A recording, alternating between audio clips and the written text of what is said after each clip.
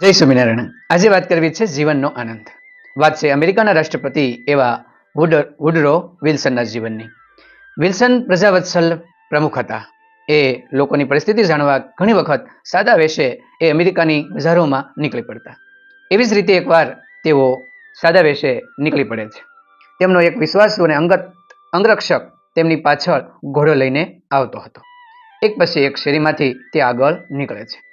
ચાલતા ચાલતા રસ્તામાં તેમને એક 10-12 વર્ષનો એક નટખટ બાળક મળે છે અને એ વિલ્સનને સામે જોઈ અને પોતાનું મોઢું મસ્કોડે છે. મોઢું મસ્કોડી અને જતો રહે છે. એટલે વિલ્સન તેમના અંગરક્ષકને કહે છે કે તને ખબર છે પેલા છોકરાએ મારી સામે શું કર્યું? એટલે અંગરક્ષક પૂછે છે કે ના. તો કહે છે કે એને મારી સામે મોઢું મચકોડ્યું.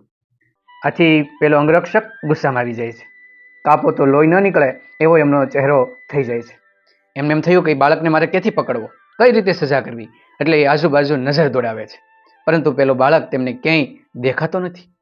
એ વિચારમાં પડી જાય કે હવે શું કરવું. રાષ્ટ્રપતિ સામે મોઢું મચકોડ્યું તો એને તો પકડીને સજા કરવી પડે.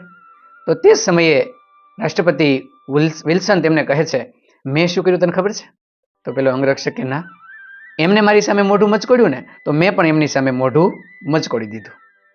આ સાંભળી તેમનો અંગરક્ષક વિલ્સન હસી પડે છે અને એ આનંદમાં આવી જાય છે.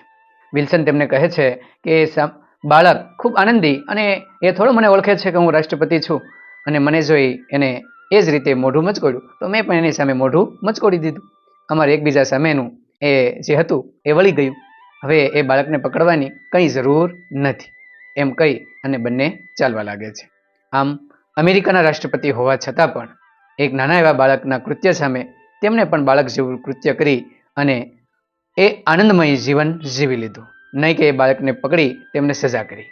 આમ આવા પ્રજાવત્સલ એ પ્રમુખને આજે પણ લોકો યાદ કરે છે.